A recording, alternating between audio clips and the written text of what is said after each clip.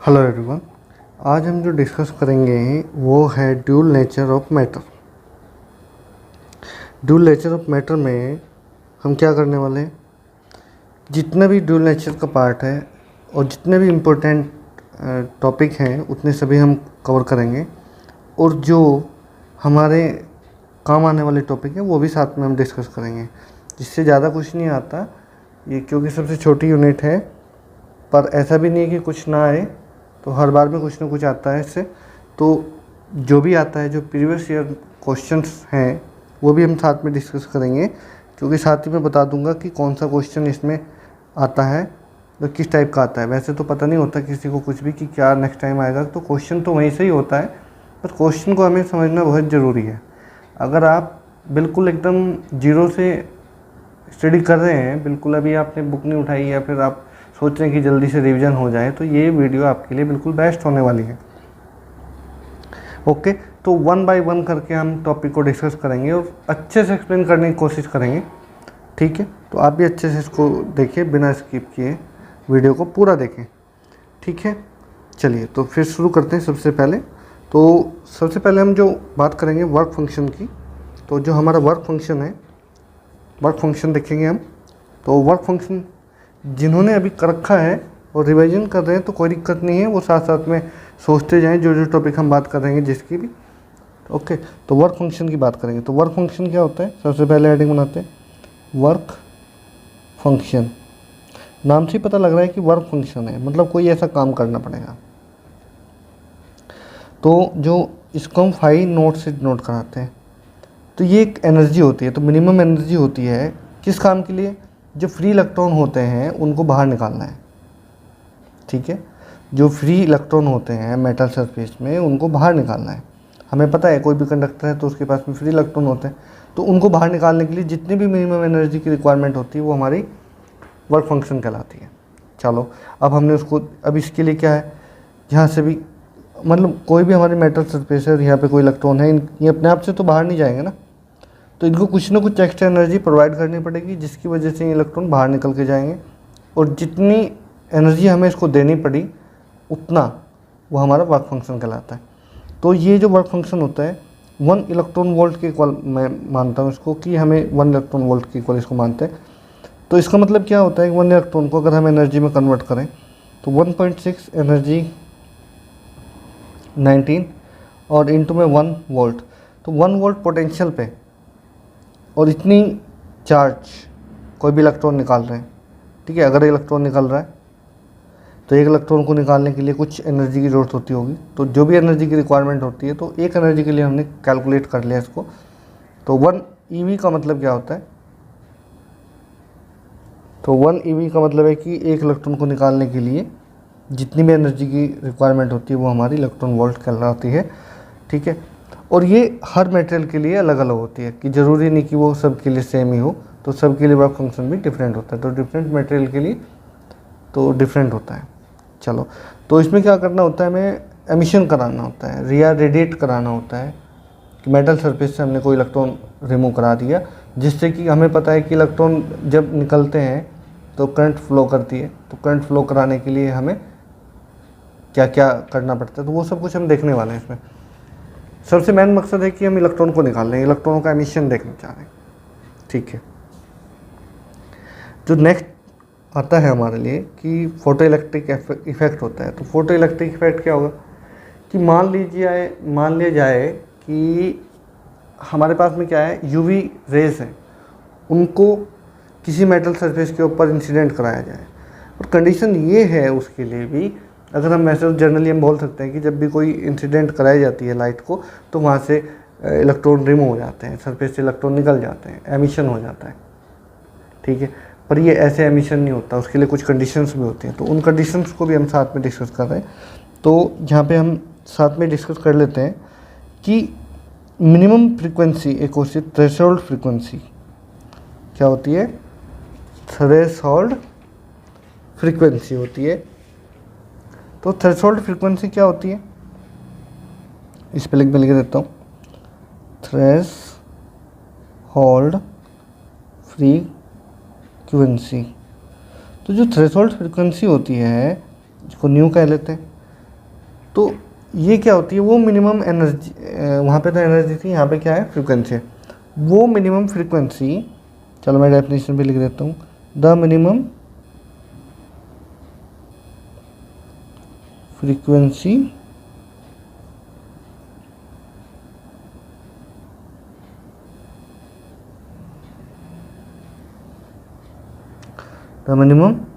Frequency of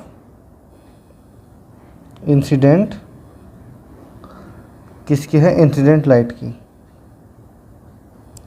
required to emit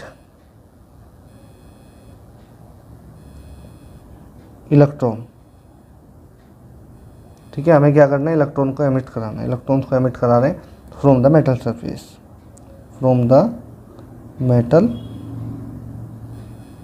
surface. ठीक है, तो मेटल सरफेस से हम इलेक्ट्रॉन को मूव करा, तो इसको हम बोलते हैं थ्रेशोल्ड फ्रीक्वेंसी। ठीक है, तो वो minimum frequency of incident light की वो minimum frequency required to emit electrons from the metal surface. Okay, तो चलिए फिर, ये हमारी थ्रेशोल्ड फ्रीक्वेंसी होती है। मतलब इसके अगर हमने कम फ्रीक्वेंसी की वेव इस पर डाली, लाइट डाली, तो वहाँ से कोई भी इलेक्ट्रॉन रिमूव नहीं होगा। मतलब वहाँ पे जो फोटो इलेक्ट्रिक इफेक्ट है वो हमें देखने को नहीं मिलने का। ओके, चलो तो फिर अभी हम चलते हैं आगे। ये आपको एक डायग्राम दिख रहा है यहाँ पे, ये काफ़ी इम्पोर्टेंट है और जो कि फोटो इलेक्ट्रिक इफेक्ट को अच्छी तरीके से एक्सप्लेन करने में हेल्प करता है। देखिए क्या क्या होता है इसमें, इसको तो अच्छे से देखना है, क्योंकि अगर ये आपने अच्छे से समझ लिया तो समझो आपने सब जितना भी इसमें अगला जो मैटर है वो आने वाला है वो सब कवर हो जाएगा। ये एक एक्सपेरिमेंट है जो फोटो इलेक्ट्रिक इफेक्ट को समझने के लिए हेल्प करता है। ओके, देखिए इसमें दो प्लेट दिख रही हैं। हमारे पास में क्या है कि एक हमारा एक सेटअप है, ग्लास ट्यूब है, ये हमारे पास एक ग्लास ट्यूब है। ठीक है, उसके पास एक विंडो लगी हुई है जिसका नाम होता है ट्रांसपेरेंट क्वार्टर्स विंडो। यहाँ पे क्या होता है, यहाँ पे इंसिडेंट रे जो लाइट है वो इंसिडेंट करी जाती है। उसके बाद में यहाँ पे सी पॉइंट पे इलेक्ट्रोड लगा हुआ है। इस इलेक्ट्रोड का नाम क्या है, ये यहाँ पे है निगेटिव। ओके, और यहाँ पे इलेक्ट्रोड है, ये इसको हम कैथोड बोलते हैं। सी से मतलब यहाँ पे कैथोड से है, और ये है जो इलेक्ट्रोड, इसका मतलब है एनोड से। मतलब ये हमारा पॉजिटिव है और ये हमारा निगेटिव है। ठीक, और ये रिवर्सिंग स्विच लगा हुआ है यहाँ पे। रिवर्सिंग स्विच मतलब यहाँ पे हम किसी को भी कैथोड किसी को भी एनोड कर सकते हैं। ठीक है, और एक रियोस्टेट लगा हुआ है, इसको तो आप जानते ही हैं। रियोस्टेट क्या करता है कि जितने भी हमें करंट को वेरी कराने के लिए जिसको हम इस्तेमाल करते हैं, और इसमें एक हाई टेंशन बैटरी लगी हुई है और एक प्लग की लगी हुई है। ठीक है, एक ये वैक्यूम सेटअप है, ये वैक्यूम सेटअप इसमें रखा हुआ है। तो यहाँ से इलेक्ट्रॉन निकलते हैं वन प्लेट से और सेकंड प्लेट पर जाते हैं। तो होता क्या है, और जब भी ये इलेक्ट्रॉन कैथोड से एनोड पर पहुँचेंगे तब एक क्या होगी, करंट फ्लो करेगी जिसको हम फोटो इलेक्ट्रिक करंट कहते हैं। तो इसमें यूवी रेज पे डालनी होती है। ठीक है भाई, और क्या करेंगे, ठीक है, ये हमने सेटअप देख लिया। इसी सेटअप को बार बार देखने की ज़रूरत पड़ेगी। तो दूसरी बात हम कराते हैं, इंटेंसिटी की बात करेंगे।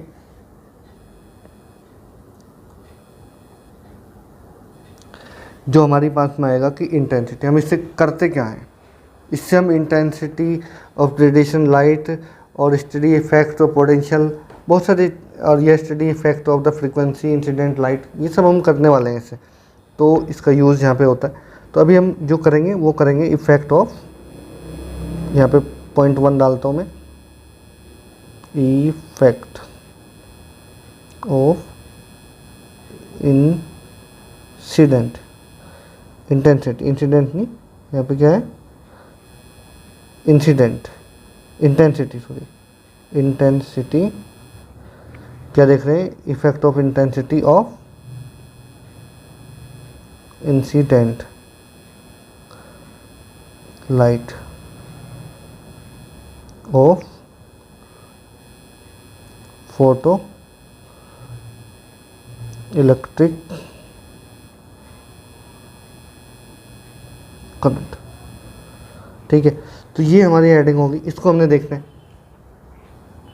हम इंटेंसिटी ऑफ जो इंसिडेंट लाइट है उसके लिए और जो फोटो इलेक्ट्रिक करंट आती है उसके लिए एक हम क्या देखने वाले हैं, ग्राफ देखने वाले हैं। तो क्या होगा कि जब हमारे पास में इंटेंसिटी बढ़ती है, ठीक है,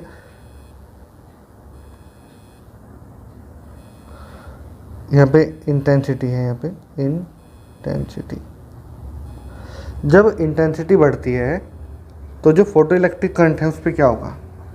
देखिए यहाँ पे जो इंटेंसिटी है, जैसे जैसे इंटेंसिटी बढ़ेगी, यानी कह लो कि नंबर ऑफ इलेक्ट्रॉन बढ़ेंगे तो करंट भी बढ़ेगी, क्योंकि जो करंट है वो डिपेंड किसके ऊपर कर रही है, करंट के ऊपर, उसके ऊपर इंटेंसिटी के ऊपर डिपेंड कर रही है। तो इंटेंसिटी को मैं बोल देता हूँ directly proportional to photo electric current, intensity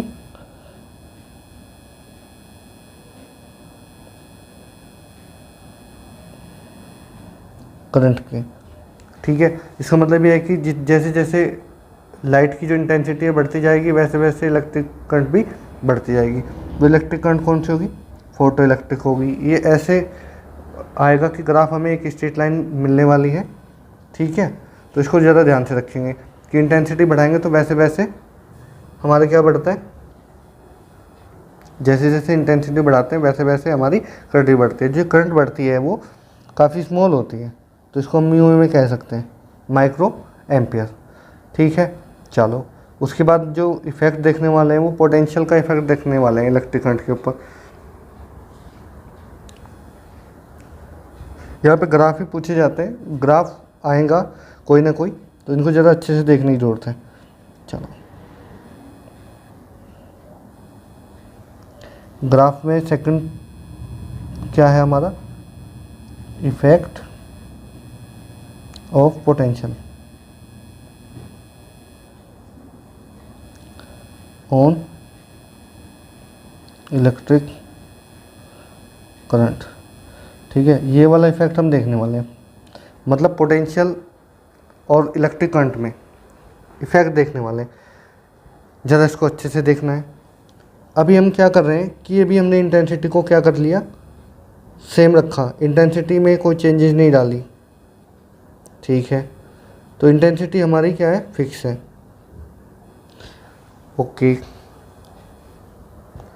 और जो हमने रिवर्सिंग स्विच लिया था, जो हमने रिवर्सिंग स्विच लिया था वहाँ से हमने पोटेंशियल को बढ़ाया, वहाँ से हमने पोटेंशियल को बढ़ाया। तो जैसे जैसे हमने पोटेंशियल को बढ़ाया तो हम क्या देख रहे हैं, एक लिमिट तक तो हमारे जो इलेक्ट्रॉन्स हैं वो जल्दी ज़्यादा ज़्यादा पार हुए। ठीक है, अट्रैक्ट हुए प्लेट सी ए के द्वारा। अब उसके बाद में क्या होगा कि एक टाइम ऐसा आएगा कि वहाँ पे हम कितना भी पोटेंशियल अप्लाई कर लें कि उसमें कोई करंट नहीं बढ़ेगी, कोई करंट नहीं बढ़ेगी। इसका मतलब क्या है कि वो सैचुरेशन कंडीशन में चला जाएगा। अब आप कितना भी जोर लगा लें उसमें करंट में कोई इजाफा नहीं हो रहा है।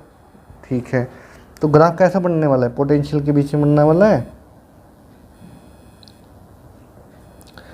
फ्रीक्वेंसी और इंसिडेंट रे को हमने नहीं छेड़ा, बिल्कुल वैसा का वैसे रखा।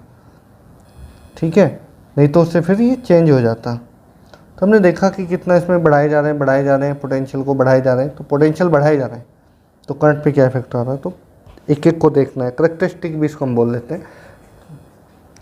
तो यहाँ पे अपना है पोटेंशियल और यहाँ पे अपना है करंट।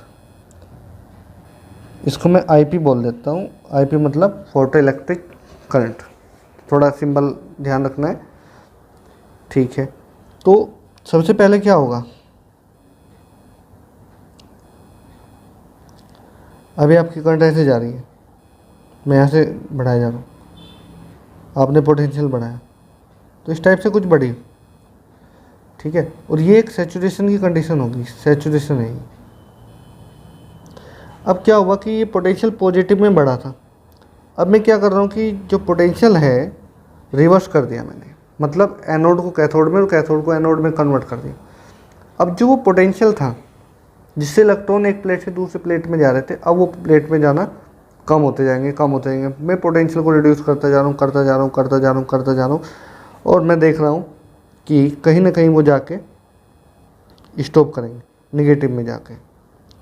जीरो पे बिल्कुल स्टॉप नहीं होंगे और बिल्कुल वो जीरो पे, मतलब जब मैं पोटेंशियल को जीरो कर रहा हूँ तब वो बिल्कुल भी जीरो नहीं हो रहे हैं, करंट फिर भी फॉलो कर रही है। अब उसके बाद में क्या हो रहा है कि उसकी निगेटिव में मैं वैल्यू को बढ़ाता जा रहा हूँ, तो कहीं ना कहीं वो निगेटिव वैल्यू में कहीं ना कहीं वो क्या होगा, जीरो हो जाएंगे, जहाँ पे एक भी इलेक्ट्रॉन एक प्लेट से दूसरी प्लेट पर नहीं जा रहा है, क्योंकि जब तक इलेक्ट्रॉन नहीं जाएगा तब तक करंट फ्लो नहीं करेगी।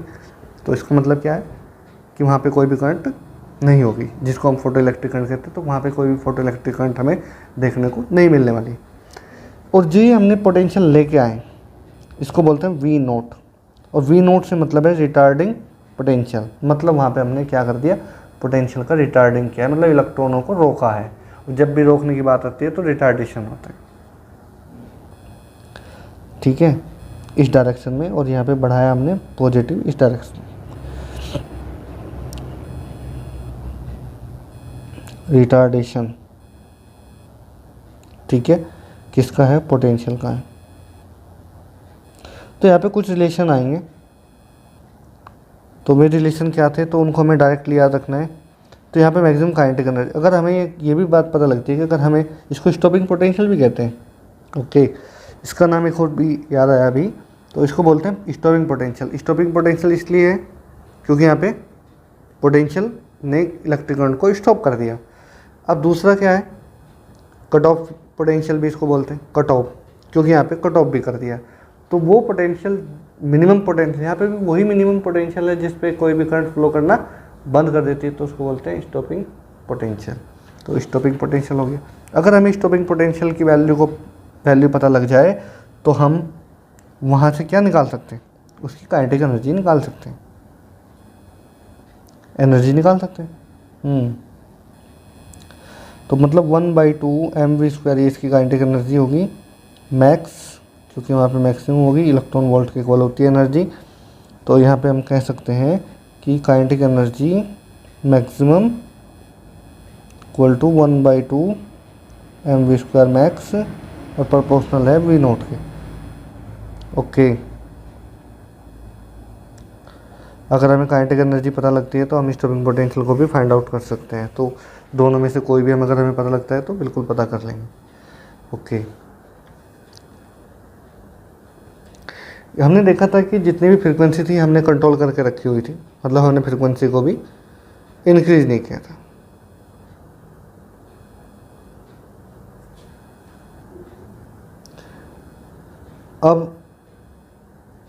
अब मैं थोड़ा सा इसमें और बदलाव कर रहा हूँ। अभी मैं क्या कर रहा हूँ कि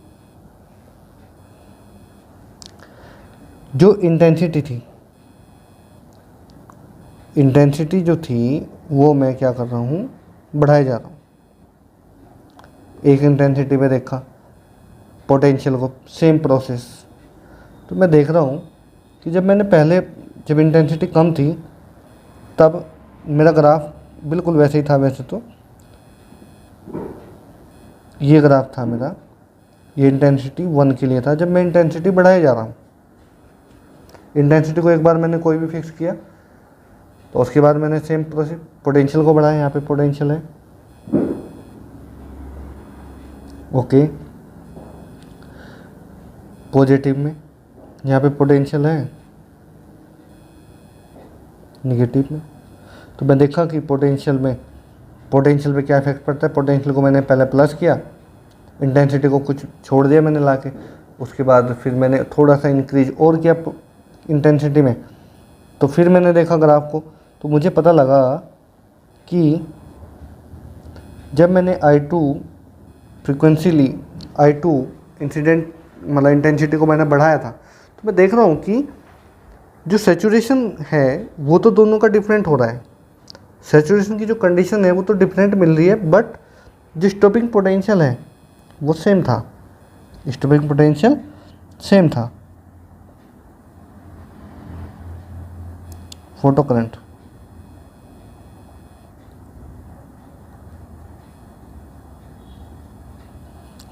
स्टॉपिक पोटेंशियल क्या था, सेम था, बट जो इंटेंसिटी थी वो डिफरेंट थी। इस हम कह सकते हैं डिफरेंट इंटेंसिटी पर जो स्टॉपिंग पोटेंशियल है सेम रहता है। ओके, तो हम बिल्कुल कह सकते हैं ना, पर कंडीशन यही है कि जो फ्रीक्वेंसी है वो क्या रहनी चाहिए, कांस्टेंट रहनी चाहिए। ठीक है, फ्रीक्वेंसी के लिए देखते हैं। अब हम फ्रीक्वेंसी के लिए देखते हैं। यहाँ पे हमारी फ्रीक्वेंसी क्या थी, सेम थी।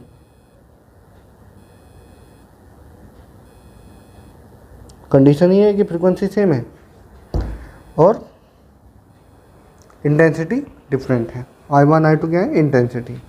तो मेरा IP क्या होगा, ये। ओके, अभी हम नेक्स्ट वाले पे चल रहे हैं, देखते हैं क्या है उसमें।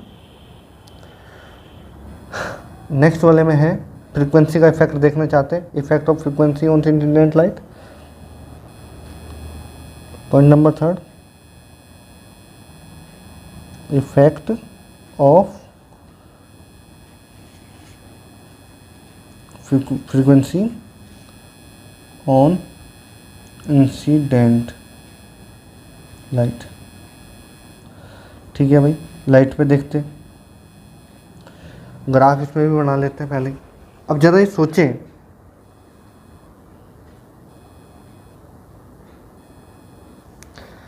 अब की बार मैंने क्या किया, इंटेंसिटी को क्या रखा, सेम।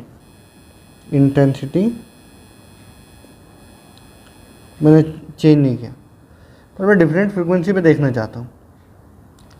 तो मैं देख पा रहा हूँ कि ज़रा ये सोचो कि अगर मैं फ्रीक्वेंसी को बढ़ा रहा हूँ,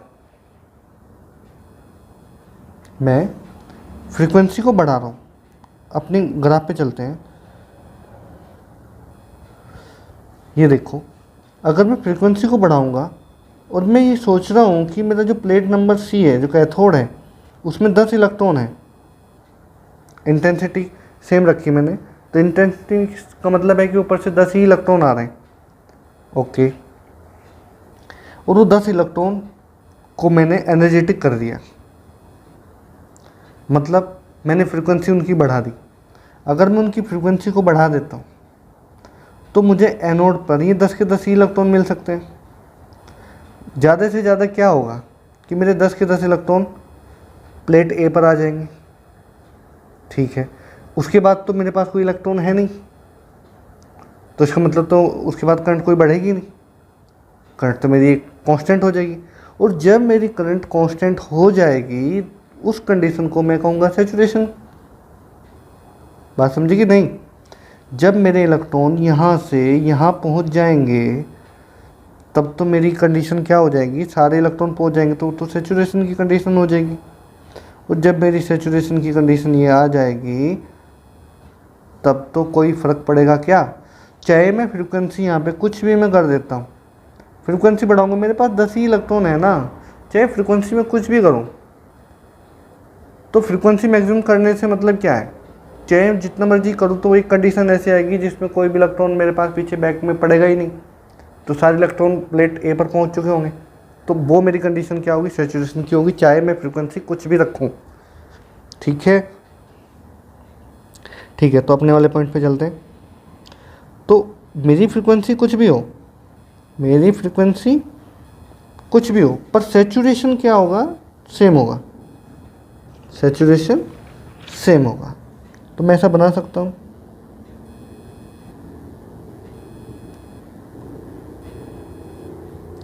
पर एक चीज़ और नोट करने की है।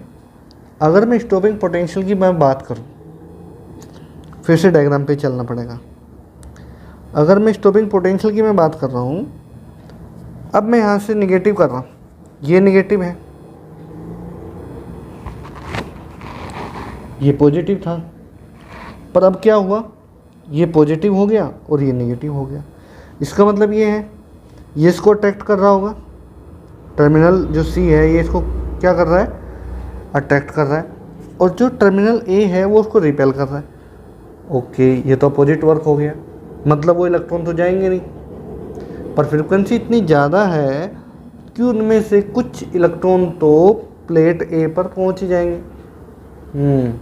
तो जिनकी फ्रीक्वेंसी जो ज़्यादा तेज़ी से, इसको ऐसा सोच सकते हैं कि कोई ज़्यादा तेज़ी से भाग आ रहा है, मतलब बहुत तेज़ी से भाग रहा है, अब कुछ तेज़ी से भाग रहा है तो उसको रुकने में टाइम लगेगा। इसका मतलब जिसकी फ्रीक्वेंसी ज़्यादा होगी तो वो उसका स्टॉपिंग पोटेंशियल भी ज़्यादा होगा। जिसकी फ्रीक्वेंसी ज़्यादा होगी उसका स्टॉपिंग पोटेंशियल भी ज़्यादा होगा, और जिसकी फ्रीक्वेंसी कम होगी, जिसकी फ्रीक्वेंसी कम होगी उसका स्टॉपिंग पोटेंशियल भी कम होगा। ओके, तो जो ज़्यादा तेज़ी से दौड़ रहा होगा वो ज़्यादा दूर तक जाएगा, और जो कम तेज़ी से दौड़ रहा होगा वो कम डिस्टेंस कवर करेगा।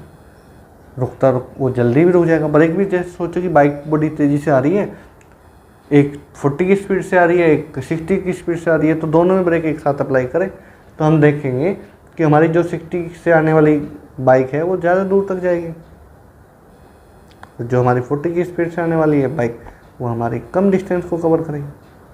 तो दैट्स वाई स्टॉपिंग पोटेंशियल क्या है, बिल्कुल जैसे ब्रेक अप्लाई कर दिया हो इलेक्ट्रिक करंट या इलेक्ट्रॉन पर, वैसे ही।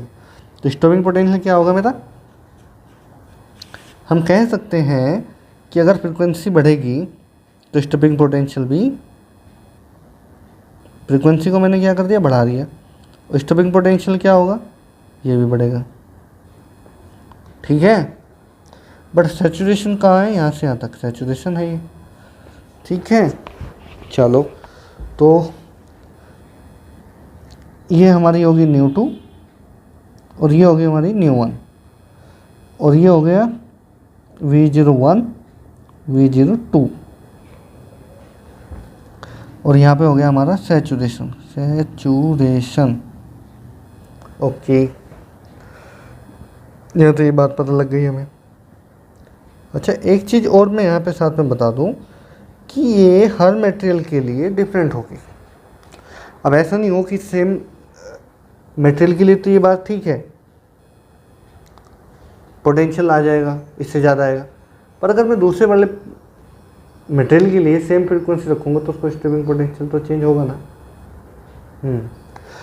सब कुछ चेंज होगा अगर हम मटेरियल को चेंज करते हैं।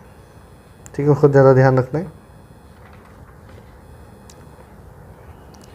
Law of photo electric emission, तो जो हमने अब तक देखा वो सारा क्या था, law of photo electric emission था, उन्हीं को ही हमने पॉइंट बाई पॉइंट हमने नोट कर लिया। तो मैं पॉइंट बता दे रहा हूँ कौन कौन से पॉइंट में किस टाइप से फिर से रिवाइज भी हो जाएगा और क्या क्या है ये भी देख लेते हैं। जो भी हमें सब्सटेंस मिला हुआ था उसकी फ्रीक्वेंसी क्या होनी चाहिए, मिनिमम फ्रीक्वेंसी या सूटेबल फ्रीक्वेंसी या थ्रेशोल्ड फ्रीक्वेंसी, किसी भी नाम से वो हो सकती है, तो वो क्या होनी चाहिए, मिनिमम थ्रेशोल्ड फ्रीक्वेंसी होनी चाहिए, उससे बिलो नहीं होनी चाहिए, नहीं तो वहाँ पे कोई भी एमिशन नहीं होगा। पहला पॉइंट हमारा ख़त्म हुआ। मतलब हमेशा थ्रेशोल्ड फ्रीक्वेंसी से इंसिडेंट फ्रीक्वेंसी क्या होनी चाहिए, ग्रेटर देन होनी चाहिए। ओके, उसके बाद क्या, जो इंसिडेंट लाइट की जो इंटेंसिटी है वो डायरेक्टली प्रोपोर्शनल टू द किसकी होती है, इलेक्ट्रिक करंट के इक्वल होती है, या फोटो इलेक्ट्रिक करंट के डायरेक्टली प्रोपोर्शनल होती है। तो दूसरा पॉइंट भी हो गया, ये हमने देखा था।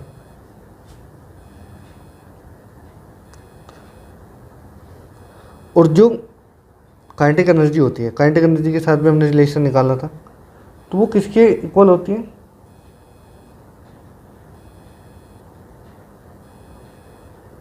मैक्सिमम काइनेटिक एनर्जी जो इंसिडेंट फ्रीक्वेंसी है उसके डायरेक्टली प्रोपोर्शनल होती है, क्योंकि जितनी हमारी फ्रीक्वेंसी बढ़ेगी तो काइनेटिक एनर्जी भी तो बढ़ेगी, और जितनी काइनेटिक एनर्जी बढ़ेगी उतना स्टॉपिंग पोटेंशियल भी बढ़ेगा। ये बात तो पढ़ी थी हमने। ठीक है, गुड बॉय, चलो बहुत अच्छे, वेरी गुड। तो चलिए अब छोटा सा और आगे को बढ़ाते हैं इसको। अब हम चाह रहे हैं कि आइंस्टीन का एक रिलेशन देखें, Einstein photo electric equation. Next page पे चलते हैं।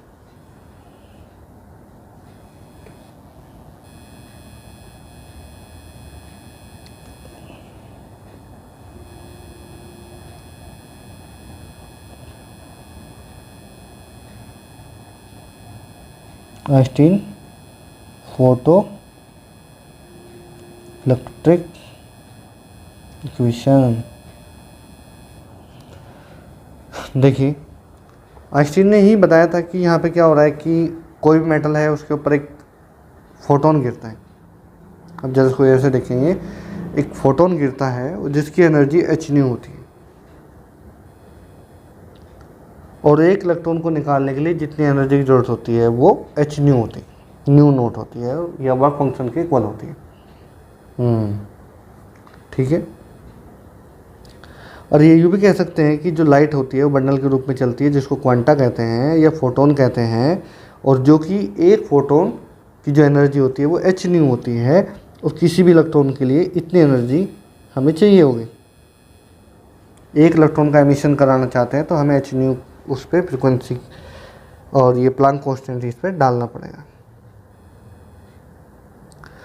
तो क्योंकि एनर्जी हमारी कंजर्व होती है, इलेक्ट्रॉन तो एमिशन हो जाएगा, वो तो वर्क एनर्जी के इक्वल होगा, बट वहाँ से इलेक्ट्रॉन मूव भी कराना है, तो मूविंग कराने के लिए जो एनर्जी रिक्वायर होगी वो भी तो हमारी फोटोन के द्वारा ही मिलने वाली है। तो मतलब हम यहाँ से कैलकुलेट कर सकते हैं कि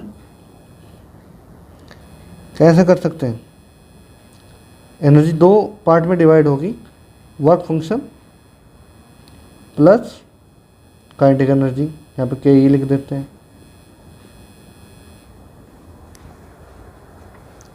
या ई भी लिख सकते हैं। ठीक है। और एच न्यू, और मैं अगर सोचूं कि जो काइनेटिक एनर्जी है, मैं सोच रहा हूँ कि काइनेटिक एनर्जी हमारी जीरो हो जाए, मतलब वो एमिट ही नहीं कर रहा है, तो थ्रेशोल्ड फ्रीक्वेंसी के इक्वल ही हमने रखा हो, तो इसका मतलब तो इक्वल होगी। तो और इसको मैं बोल देता हूँ कि ये न्यू है, एच तो कांस्टेंट है, न्यू की फ्रीक्वेंसी में बोलता हूँ इनिशियली फ्रीक्वेंसी है, थ्रेशोल्ड फ्रीक्वेंसी एच न्यू से डिनोट कर रखा है, तो एच न्यू रखा, यहाँ पे 5 रखा, प्लस 0 रखा। अब क्या हुआ, यहाँ से हम 5 की वैल्यू निकाल सकते हैं, एच न्यू नोट, और ये मैं वैल्यू इसमें रख देता हूँ। अगर मैं वैल्यू इसमें रखता हूँ तो मुझे कुछ मिलेगा, तो मुझे क्या मिलेगा, एच न्यू तो है ही, प्लस है, सॉरी इक्वल है, एच न्यू नोट है, प्लस के ई है। अगर मैं काइनेटिक एनर्जी निकालना चाहूँ, यहाँ से मैं काइनेटिक एनर्जी निकाल सकता हूँ, एच को कॉमन लूँ और वी माइनस न्यू नोट लिख लो, तो ये हमारा क्या हो जाएगा, काइनेटिक एनर्जी निकल सकती है। और काइनेटिक एनर्जी भी किसके इक्वल है, 1/2 mv² की, वी मैक्सिमा। और यहाँ से हम स्टॉपिक पोटेंशियल के लिए भी निकाल सकते हैं, स्टॉपिक पोटेंशियल की भी डायरेक्टली प्रोपोर्शनल होती है, तो ये हम काम कर सकते हैं। और जो हमारी काइनेटिक एनर्जी होती है वो किसके इक्वल होती है, जो हमारी काइनेटिक एनर्जी होती है वो प्रोपोर्शनल होती है 1/λ, मतलब वेवलेंथ के इनवर्सली प्रोपोर्शनल होती है। तो ये भी होती है। तो यहाँ से हम बहुत कुछ कर सकते हैं। तो यहाँ से हम एक रिलेशन निकालेंगे,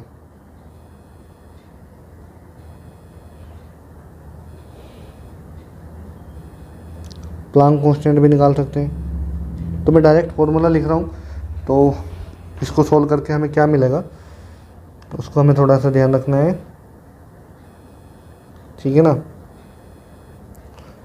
ठीक है। और ये जो काइनेटिक एनर्जी किसके इक्वल होती है, ई वी नोट के इक्वल होती है, ठीक है। जो काइनेटिक एनर्जी हमने पीछे निकाला था, तो E V note stopping potential H new minus new note इसकी इक्वल होती है। ओके, इसको जब हम फर्दर सोल्व करेंगे तो हमें क्या मिलने वाला है, इसको अगर हम फर्दर सोल्व करेंगे, एच प्लांक को निकाल लेंगे, तो हमें जो प्लांक के साथ में रिलेशन मिलता है वो मिलेगा क्या भाई, वो मिलेगा H equal to E into tan theta, E equal to tan theta. Tan theta क्या है, ये स्लोप है, ठीक है, पोटेंशियल का और फ्रीक्वेंसी के बीच में जो स्लोप आता था वो है ये। ओके, तो इसको हमें डायरेक्टली याद रखना है, वर्क फंक्शन के साथ भी रिलेशन है इसका, तो वर्क फंक्शन तो हमारा पता ही है, इसमें यहाँ पे वर्क फंक्शन हम बना सकते हैं इस फॉर्मूले में, तो वैल्यू रख के तो किसी को भी कैसे भी कैलकुलेट कर सकते हैं। तो इसमें मैं ज़्यादा नहीं कराऊँगा। तो उसके बाद में जो पार्टिकल है नेचर, फोटोन जो होता है हमारा, फोटोन की कुछ प्रॉपर्टी है, फोटोन की कुछ प्रॉपर्टी हैं जो कि काफ़ी इंपॉर्टेंट होती हैं। कुछ भी क्वेश्चन आ सकता है इसमें भी, फोटोन ये भी कई बार पूछा गया है, कुछ प्रॉपर्टी हैं इसकी। तो ये तो सभी को पता है कि लाइट की स्पीड से जाता है, और लाइट की स्पीड जो होती है वो कितनी होती है, 3 × 10⁸ मीटर पर सेकंड।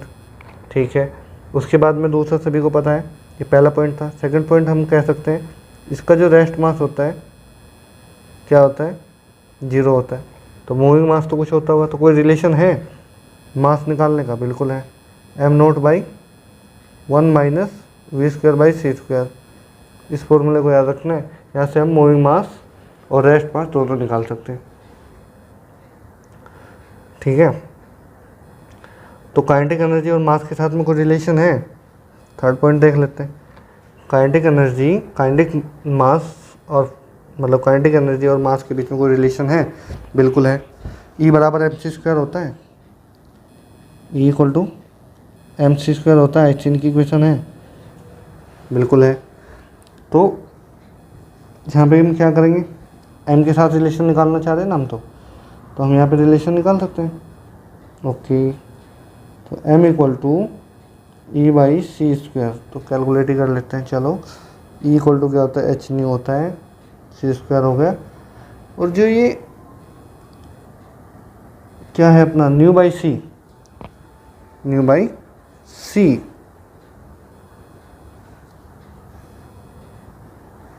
ν/c क्या होता है, लैम्डा। v = ν λ होता है ना, v = ν λ होता है, तो हम उसमें रखेंगे ना वैल्यू। तो मैं डायरेक्टली लिख सकता हूँ m = hν/c।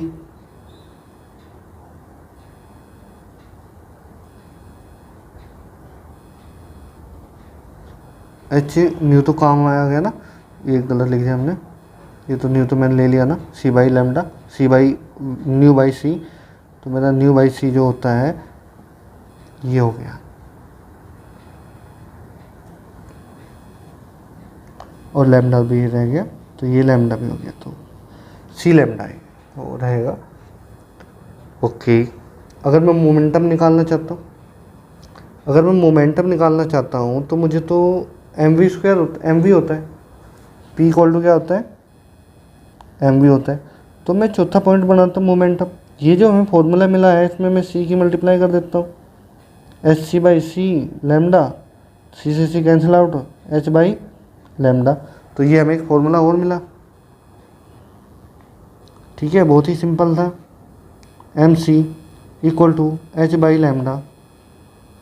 और इसको मैं mc को क्या कह सकता हूँ, p, क्योंकि मास इंटू वेलोसिटी सभी को पता है क्या होता है, h/λ। ठीक है, इस पर भी न्यूमेरिकल आप कर सकते हैं। और क्या, ये रिलेशन भी हमने निकाल लिया। और क्या कर सकते हैं, अच्छा, दूसरा ही जो फोटोन होता है वो स्ट्रेट लाइन में ट्रेवल करता है, और किसी इसके पास क्या होता है, इलेक्ट्रिकली न्यूट्रल होता है, और ये कभी भी, ठीक है, मैं यहाँ पे लिख देता हूँ, थोड़ा सा और ऊपर कर देता हूँ पेपर। क्या होता है, न्यूट्रल होता है, और दूसरा क्या होगा, न्यूट्रल, ऐसा गलत लिख दिया, न्यूट्रल होता है, और दूसरा इसमें मैग्नेटिक इफेक्ट नहीं होता, no magnetic effect and electric effect. ना तो इस पर इलेक्ट्रिक इफेक्ट होता, ना ही इस पर मैग्नेटिक इफेक्ट होता, मतलब डिफ्लेक्ट होता, कि अगर कहीं को हम किसी भी मैग्नेटिक फील्ड से निकाल दें फोटोन को, या इलेक्ट्रिक फील्ड से निकाल दें, तो उस पर कोई फर्क नहीं पड़ता। तो वो भी है। तो ये बहुत सारे पॉइंट्स हैं इसमें जो हमें याद रखने के थे। बाकी इसमें प्लांक कांस्टेंट की वैल्यू सभी को याद होनी चाहिए वैसे तो, बाकी अगर नहीं भी होती कोई बात नहीं, मिल जाती है। तो h की वैल्यू होती है 6.625 इंटू 10⁻34। ठीक है, ये वैल्यू होती है, इसको हमें ध्यान रखना है। और क्या कर सकते हैं, लास्ट रह गया जो डे ब्रोगली रिलेशन है। इसको हम डे ब्रोगली रिलेशन, जब हमने देखा था डे ब्रोगली रिलेशन भी है और इसको हम डे ब्रोगली रिलेशन भी कहते हैं। तो डे ब्रोगली रिलेशन दोबारा हम निकाल कर दिखाते हैं कि इसको हम डे ब्रोगली रिलेशन कहते हैं। उसके बाद शायद ये लास्ट होगा। तो डे ब्रोगली रिलेशन में देखेंगे डी ब्रोगली रिलेशन। देखिए क्वांटा की थ्योरी से हमें पता है इक्वल टू एच नहीं होता है, और E equal to M C square भी होता है, ये भी हमें पता है। अगर मैं दोनों को इकट्ठा कर दूँ तो अभी हमने किया था ना, उसके बाद में क्या कर सकता हूँ, सी इक्वल टू न्यू लैम्डा भी होता है। तो मैं चाहता हूँ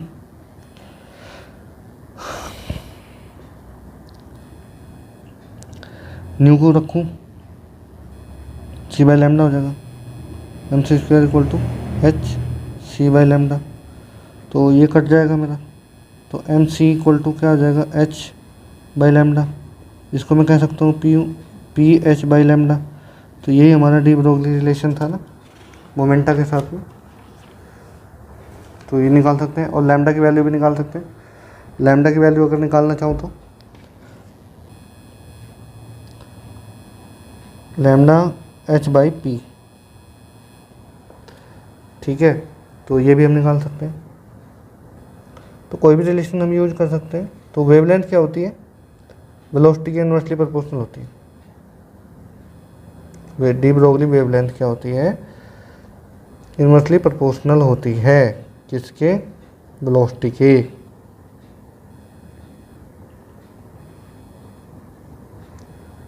ओके, और जब पार्टिकल रेस्ट में होता है तब जब वेवलेंथ क्या होती है, इन्फिनिटी होती है। ठीक है, क्योंकि इनवर्सली प्रोपोर्शनल है। इसको यहाँ से देखें 1 बाई लैम्डा, और ये किसके, स्पीड सी, ऐसे लिख सकते हैं या इसको ऐसे लिख सकते हैं, कैसे मर्जी लिखा है। ओके,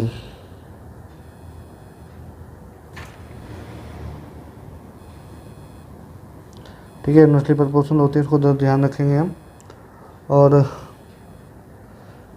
और मास के भी इनवर्सली प्रोपोर्शनल होती है। Lambda directly proportional 1 by M और lambda directly proportional 1 by V. अगर वी हमारा क्या होता है, 0 होता है, तो लैम्डा इन्फिनिटी होगा।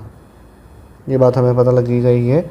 और एक रिलेशन और है electron moving through the potential में, और ये आया था एक बार क्वेश्चन जो तो यहाँ पे CBSE में। तो इसको करते हैं बस, और उसके बाद छुट्टी। रिलेशन किस में है, एक तो लैम्डा में और वी में। तो बाकी तो हमें पता ही है। काइनेटिक एनर्जी का रिलेशन हमें पता था, एक 1/2 mv स्क्वायर EV। तो mv, तो मैंने क्या किया, इसमें m की मल्टीप्लाई कर लिया बोथ साइड।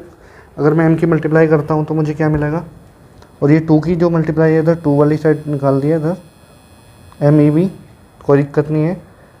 तो उसके बाद अगर मैं स्क्वायर रूट लेता हूँ तो मुझे क्या मिलेगा, 2MEV मिलेगा, कोई दिक्कत नहीं है।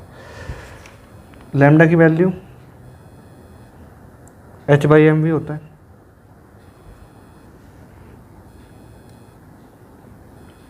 ठीक है, और mv की अगर वैल्यू निकाल दो तो लैम्डा बाई एच होता है।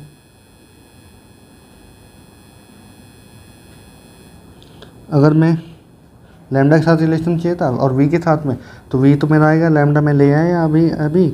तो मैं क्या करता हूँ, एच लैम्डा इक्वल टू हो जाएगा एच ऊपर ले आओ 2MEV, ये ले आया। ओके, तो ई और वी एनर्जी के इक्वल होता है ना, E equal to E V के इक्वल होता है।